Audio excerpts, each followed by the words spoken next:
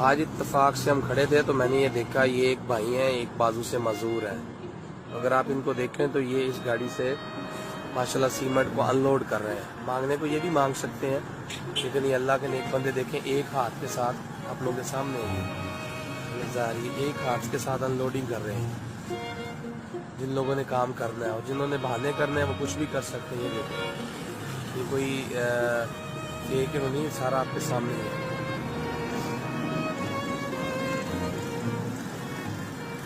ये देखें, ये चीज़ क्लियर आप लोगों के सामने है। अल्लाह ताला ऐसे लोगों को जजा दे, कामयाब करे। इन्होंने सारी गाड़ी उतारी और अभी कंटिन्यू उतार रहे हैं।